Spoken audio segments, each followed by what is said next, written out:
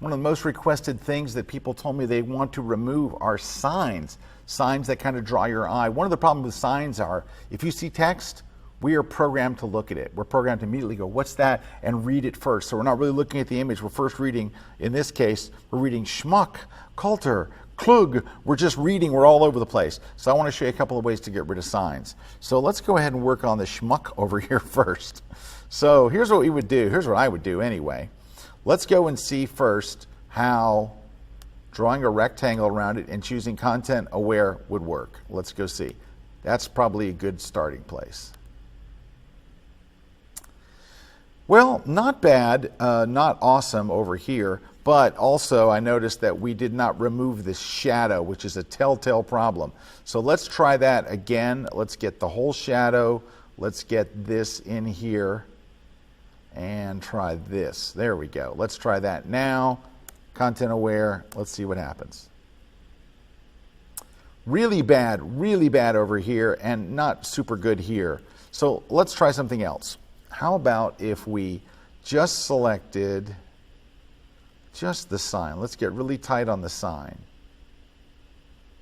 All right, I'm just outside the sign. And then let's see if we switch to the patch tool. Remember, this is something large, so this is what the patch tool excels at.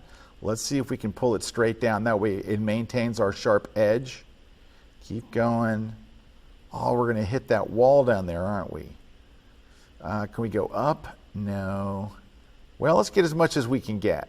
How about if we get that right there, that much right there.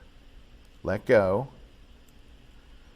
And then can we go back now and get this little piece? Because now we may be able to drag this downward and patch that whole thing. That's not bad. Now we have a big shadow here hanging out by itself. Move it over here. No, it doesn't look good over there. How about over here?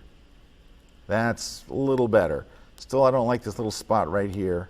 Drag it someplace else. And we're in fairly good shape there. I don't think anybody would know we had a sign. There's a little, I don't like this little part right there. There we go. That's better. Okay, there's that. How about old Klug up here? So let's do this. Select this with the patch tool. Drag straight up to where it looks pretty good. And release. Klug is gone. Now, there's also the matter of this little fire alarm or whatever it is. Get it and its shadow, and it's gone. Oh, that's not good. Drag it to a new place. This didn't look really good. How about right there-ish?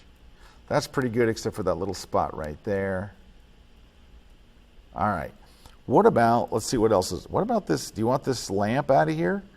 That's going to be stickier. It's going to be stickier. So, what could we do? Well, let me show you something. Let's go ahead and just grab this part of the lamp. We're going to draw around the lamp like this. We're going to see if we can drag it down here. Is there enough room? Almost. Let's see. If we let go. The reason I wanted to show you that was, do you see how it's smeared there? See how it's smeared? This is a limitation of the patch tool and of the healing brush tool and of the spot healing brush tool.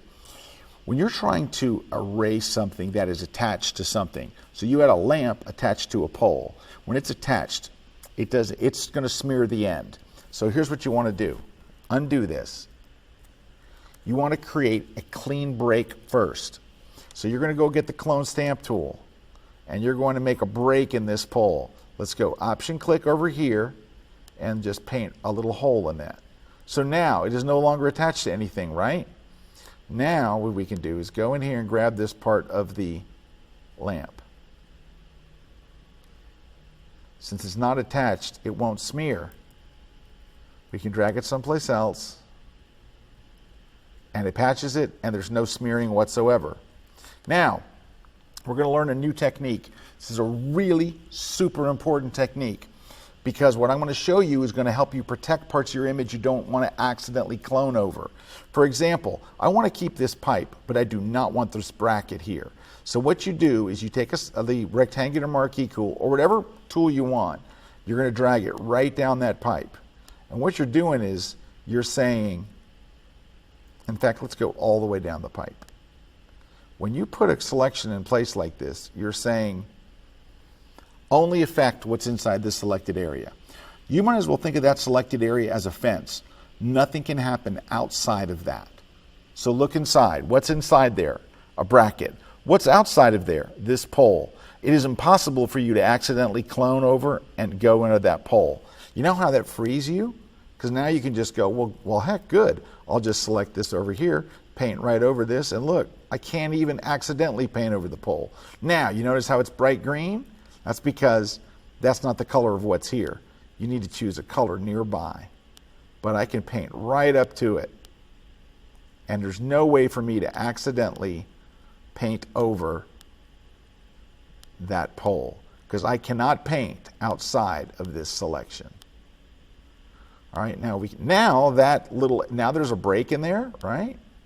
Now that there's a break in there, heck, you can go get the patch tool, drag this bad boy someplace else, and it's gone.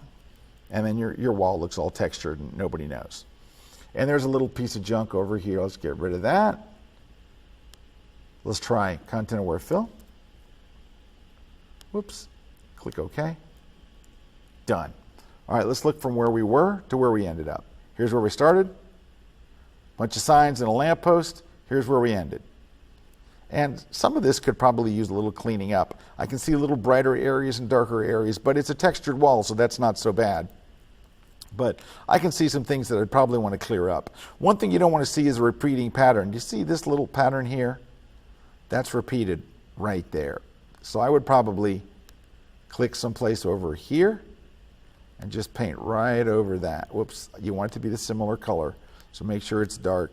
Just paint over it a little bit so it's not so obvious it's the exact same spot. There we go. And these little brighter areas, just paint something right over them. Just clone something nearby, right over them to make it a little better. And then if you don't like a whole area, you can say this whole area looks like it needs some work. And you can fix that up. And it looks